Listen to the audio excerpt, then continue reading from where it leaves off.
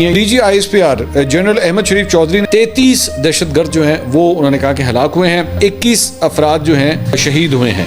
अब ये 21 अफराद कौन थे? हमारी जो सियासी हुकूमत है उसके पास एज सच कोई इन्फॉर्मेशन है ही नहीं कि DGISPR जनरल अहमद शरीफ चौधरी ने जो है वो कल रात को कामरान शाहिद साहब के शो के अंदर उन्होंने शिरकत की और फ़ोन के ज़रिए जो है वो ये सारी तफसीलात से आगाह कर रहे थे।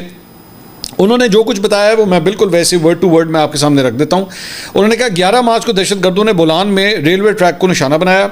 दहशतगर्दों ने जाफर एक्सप्रेस में मौजूद मुसाफिरों को यरगमाल बनाया। दहशतगर्द दौरान ऑपरेशन अफगानिस्तान में राब्ते में थे। दहशतगर्द मुसाफिरों को शील्ड के तौर पर इस्तेमाल कर रहे थे। बाजियाबी का ऑपरेशन फौरी तौर पर शुरू किया गया। बाजियाबी के ऑपरेशन में पाक फौज, एयर फोर्स, FC और SSG के जवानों ने हिस्सा लिया। दहशतगर्दों ने 3 टोलियों में मुसाफिरों को बिठाया हुआ था। मरहलावार यरगमालियों को बाजियाब कराया गया।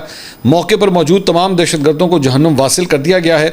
दहशतगर्दों की कुल तादाद 33 थी। उन्होंने कहा कि आज भी ख़वातीन बच्चों को बाजियाब कराया गया। हमने बगैर नुकसान की यरगमालियों को फ़ाइनल ऑपरेशन में बाजियाब कराया। फ़ाइनल क्लियरेंस ऑपरेशन में किसी मुसाफिर को कोई नुकसान नहीं पहुँचा। बड़ी एहतियात और प्रोफेशनल तरीके से ऑपरेशन किया गया। उन्होंने कहा कि फाइनल ऑपरेशन से पहले हैवानी दहशतगर्द 21 मासूम जानें ले चुके थे, जबकि 4 FC के जवान जो है वो भी शहीद हुए हैं। ये इलाका दुश्वार गुजार है और आबादी से दूर है। बैरूनी आकाओं की इमा और सहूलतकारी के जरिए मासूम लोगों को निशाना बनाया गया। दहशतगर्दों ने यरगमालियों को इंसानी शील्ड के तौर पर इस्तेमाल किया। दहशतगर्दों का दीन इस्लाम और बलूचिस्तान से कोई ताल्लुक़ नहीं है।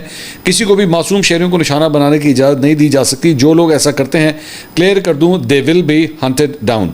अच्छा, अब इस सारी गुफ्तगू के अंदर जो है वो 3 मुख्तलिफ फिगर्स हैं जो सामने आए हैं। एक, 33 दहशतगर्द जो हैं वो उन्होंने कहा कि हलाक हुए हैं। उन्होंने कहा 21 अफराद जो हैं वो शहीद हुए हैं।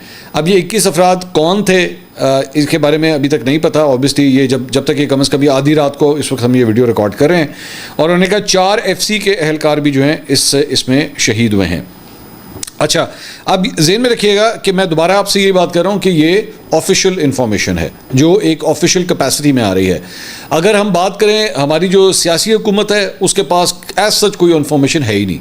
मतलब या तो वो कह रहे थे जी हमें पता नहीं है, या उन्होंने कहा जी हम स्पेकुलेट नहीं करना चाहते। मेरा ख्याल में this whole operation was being led by the army और इसीलिए ISPR की जानिब से जो है वो ये गुफ्तगू हुई है। DGISPR ने आके जो है ये नंबर्स दिए हैं। बहुत से सवालात हैं भी, मैं आई एम प्रीटी श्योर आपके जहन में भी होंगे, लेकिन बहुत से सवालात हैं जो जहन में आते हैं। हमारी तरफ से जो है वो मतलब बताया जा रहा है कि जो फ़ौज है, एयरफोर्स है, इसके अलावा FC है, उन सब ने जो है इस ऑपरेशन में शिरकत की है।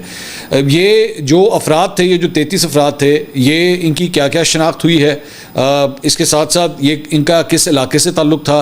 इनके ताने बाने तो मोस्ट प्रॉब्ली BLA के साथ ही मिलते हैं, लेकिन अभी तकरीबन कोई 24 घंटे पहले तक जो है वो BLA के मुख्तलिफ अकाउंट्स जो सोशल मीडिया के ऊपर मौजूद थे, वो तो जो उनकी जानिब से बयानात दिए गए हैं, जो उन्होंने जो प्रेस रिलीज़ निकाली हुई थी उसमें तो उन्होंने कहा था कि जी हमारे साथ निगोशिएट करें, हमारे साथ निगोशिएट करें, वरना फिर हम हॉस्टेजेस को मारना शुरू कर देंगे। तो क्या वो उस सिलसिले में हमने क्या फ़ैसला कर लिया था कि हम हर सूरत जो है वो फायर पावर का इस्तेमाल करेंगे, फोर्स का इस्तेमाल करेंगे।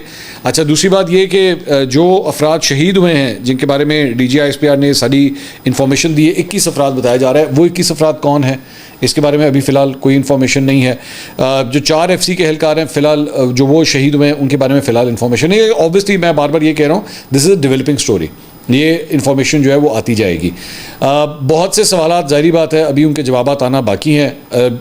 जिस तरह अब मिसाल के तौर पे मैंने कल रात को ख्वाजा आसिफ साहब का जब इंटरव्यू किया था, वो जब ऑन एयर गया तब तक और डेवलपमेंट्स हो चुकी हुई थी। हमें एक्चुअली प्रोग्राम के ऊपर लिखना पड़ा रिकॉर्डेड अर्लियर, क्योंकि उसके बाद और भी इंफॉर्मेशन आ चुकी हुई थी। सो ये स्टोरी जो है अभी मज़ीद डेवलप हो रही है। लेकिन एक चीज़ जिसका मैं ज़रूर जिक्र करना चाहूँगा वो ये है कि इस सारी चीज़ के दौरान I want you to do this, मैं आपसे ख़ुद दरख्वास्त करूँगा कि प्लीज़ चंद ऐसे यूट्यूबर्स की वीडियोज़ ज़रूर जाके देखिए। पिछले 24 घंटे में चंद ऐसे यूट्यूबर्स की वीडियोज़ ज़रूर जाके देखिए और देखिए कि उन्होंने इस वाक़े पे क्या कमेंट्री की है।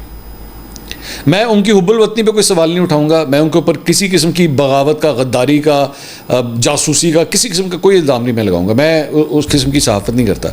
लेकिन some of the people who actually commented on this, जिन्होंने कुछ लोगों ने तबसरा किया है, उनकी गुफ्तगू के अंदर एक खुशी महसूस हो रही थी।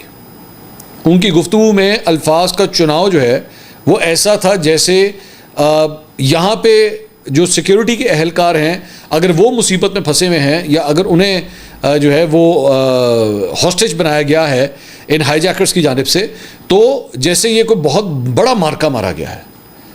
मिसाल के तौर पे बड़ी ज़बरदस्त उनकी प्लानिंग थी, बड़ा ज़बरदस्त उनका आपको पता है ये ज़बरदस्त का लफ्ज़ इस्तेमाल कब किया जाता है या किस तरह किया जाता है, और उन्होंने तो यहाँ से भी घेर लिया तो उन्होंने वहाँ से भी घेर लिया। शर्म का मुकाम है, शर्म का मुकाम है। और दूसरी बात यह कि आपके पास ये इन्फॉर्मेशन कहाँ से आ रही है, मतलब हमारे पास तो ये दो ही सोर्सेज है ना, या तो फिर आपको सिक्योरिटी फोर्सेज से पता लग रहा होगा या BLA से पता लग रहा होगा, और तो कोई सोर्स नहीं है ना। या तीसरा फिर एक और है कि आपने हवा में कहानी बनाई होगी, या फिर आप लोगों ने कोई हवा में कहानी बनाई होगी, खुद ही बैठ गए अच्छा जी सानू होर तक समझ कोई नहीं आ रही, तो फिर एंज होया होना, तो एंज होया होना, तो ऑन जो होना है, बस सिंपल इज दैट। तो बराए मेहरबानी मैं खुद आपसे रिक्वेस्ट करूंगा, प्लीज़ जाके खुद मैं आपसे रिक्वेस्ट कर रहा हूँ उनकी वीडियोस देखिए जाके एंड आइडेंटिफाई, क्योंकि देखिए ऐसे ऐसे जब मौके आते हैं ना तब आपको पता लगता है कि एक्चुअली इस मुल्क के साथ कौन खड़ा होना चाह रहा है और इस मुल्क के खिलाफ कौन खड़ा होना चाह रहा है। मैं हो सकता है उनमें से बहुत से जो है वो नादानी में कर रहे हूँ, हो सकता है वो बेसिकली मैंने जिस तरह पिछली वीडियो के अंदर भी बात की थी कि पाकिस्तान तहरीक इंसाफ अपना रोना रो रही थी, यहाँ पे पूरी कौम जो है वो इस मसले की तरफ देख रही थी, ठीक है, उनका अपना पिट स्यापा नहीं खत्म हो रहा था कि जी ये देखें ये हो गया है, इनका तो ध्यान ही हमारी तरफ होता है इस वजह से। ओ यार तुसी रौला पा लेना, पहले ज़रा इन्हों से सांभ लीजिए, पहले ज़रा इधर तो ध्यान। आप मुझे खुद बताइए कि अगर आपके घर में आग लगी हो, आप लगे हुए पानी की बाल्टियाँ फेंक रहे हैं, पाइपों के साथ आग बुझाने की कोशिश कर रहे हैं, तो पीछे से अगर कोई आके आपको ये कहना शुरू कर दे, वेख्या मैं क्या सी ना, अगर तुमने उस वक्त मेरी बात सुनी होती ना, तुमने अगर उस वक्त जो है वो फायरिंग एक्सटिंग्विशर्स लगाए होते तो फिर आज ये ना होता। बंदा कहेगा यार तू तो चुप कर, पहले मैंने आग तो बुझा लेंदे, उसके बाद तुम मुझसे लड़ लें बैठ के। बिल्कुल वो टिपिकल वो चंद ऐसे रिश्तेदार होते हैं ना जो शादियों के अंदर सिर्फ इस वजह से आते हैं कि हम लोग शादी का बेड़ा गर्क कर सकें। इसी तरह चंद लोग जो हैं जनाजों में भी सिर्फ इसलिए शिरकत कर सकते हैं कि यहाँ पे बदनमी फैले, यहाँ पे लड़ाई झगड़ा फैले, यहाँ कुछ ना कुछ हो, कोई रौला पड़े बस। यार ये कोई मौका है, ये कोई मौका था कि आप इस मौके के ऊपर जो है वो इस किस्म की हरकतें करें। हाँ मिसाल के तौर पर मोहसिन नकवी साहब है, आप मोहसिन नकवी साहब, मैंने भी सवाल किया, आप भी करें, बिल्कुल करें कि मोहसिन नकवी साहब को आगे आना चाहिए था इस मामले में, बीइंग मिनिस्टर ऑफ इंटीरियर उनको एक लीड पोजीशन लेनी चाहिए थी, ठीक है बिल्कुल करें। लेकिन इस मौके के ऊपर जब आपकी सिक्योरिटी फोर्सेस जो है वहाँ पे ऑपरेशन करके लोगों को बचा रहे, अच्छा चलें बाकी सारी बातें छोड़ें, ओ भाई वो जिन लोगों को उन्होंने हॉस्टेज बनाया हुआ था, हाईजैकर्स ने जिनको अपने पास कैद किया हुआ था, रखा हुआ था, यार वो पाकिस्तानी है भाई, उन्होंने पाकिस्तान तरीके इंसाफ के साथ कुछ किया है, उन्होंने खुद ज़ाती तौर पे कुछ किया है पाकिस्तान तरीके इंसाफ के, वो बेचारे काम करने वाले लोग हैं, कोई अपने गांव जा रहा है, कोई अपनी फैमिली के साथ जा रहा है, कोई छुट्टियों पे जा रहा है, उनका क्या लेना देना इन चीज़ों के साथ। अपने अल्फाज का चुनाव तो ज़रा ध्यान से कर लें। तो प्लीज़ जाके देखिए, मैं खुद आपसे दरख्वास्त करूँगा, वह वहाँ पे आम तौर पे हमारे यूट्यूब के ऊपर तो वैसे ट्रेंड होता है कि भाईजान फला दी वीडियो ना देखो, सिर्फ मेरी देखो। मैं खुद आपसे दरख्वास्त करूँ जाके देखिए और ख़ुद फैसला कीजिए कि यार ये जो कुछ बोल रहा है ये मौका है, ये बोलने का, ये बात करने का मौका है ये। इसके अलावा एक सेटेलाइट वीडियो भी जो है वो जारी की गई है इस ऑपरेशन के हवाले से, और इसके हवाले से जो तफसीलात सामने आ रही हैं वो ये है कि दहशतगर्दों में जो है वो खुद कुछ बम्बार भी शामिल थे और जिन्होंने मासूम बच्चों और ख़वातीन को बतौर इंसानी ढाल जो है वो इस्तेमाल किया हुआ था। क्लियरेंस ऑपरेशन की वीडियो में देखा जा सकता है कि दहशतगर्दों ने यरगमाल मुसाफिरों को मुख्तलिफ टोलियों में तकसीम किया हुआ था और क्लियरेंस ऑपरेशन के बाद बाजियाब यरगमाल मुसाफिरों को पाक फ़ौज के जवान जो है बाहिफाजत महफूज मकामात पर मुंतकिल कर रहे हैं। पाक फ़ौज के जवानों ने अपनी महारत से एक भी खुदकुश बम्बार को फटने का मौका नहीं दिया। अच्छा ज़हन में रखिएगा, मैं दोबारा ये बात करूँ, this is the official version that has come out, ठीक है, this is the official version. Non official version से आज़ाद ज़राए से और कोई मज़ीद इन्फॉर्मेशन आती है, मज़ीद डिटेल्स आती हैं, वो भी आपके साथ शेयर करेंगे, हम वो भी आपको बताएंगे कि जनाब ये मिसाल के तौर पर हमें पता लगा जनाब कोयटा का जो रेलवे स्टेशन है उसे बंद किया गया है, वहाँ से ट्रेनों की आमदोरफ्त बंद कर दी गई और उसकी वजह सिक्योरिटी थी, सिंपल इज़ दैट। तो ये इन्फॉर्मेशन आपके साथ शेयर की जाएगी, लेकिन विद पैसे। हाँ, फर्जी कहानियाँ ना कोई बनाए, मुझे उससे बड़ी चिढ़ है इस मौके के ऊपर, ये जो फर्जी कहानियाँ बनाना शुरू कर देते हैं, एंज ऐसी एंज ऐसे, सानू पता है।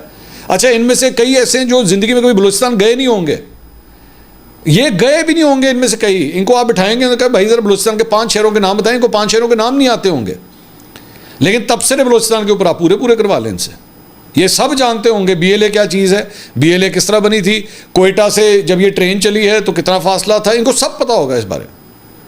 और शायद ज़िंदगी में कभी ये बलूचिस्तान मुड़ के भी ना गए हों कभी।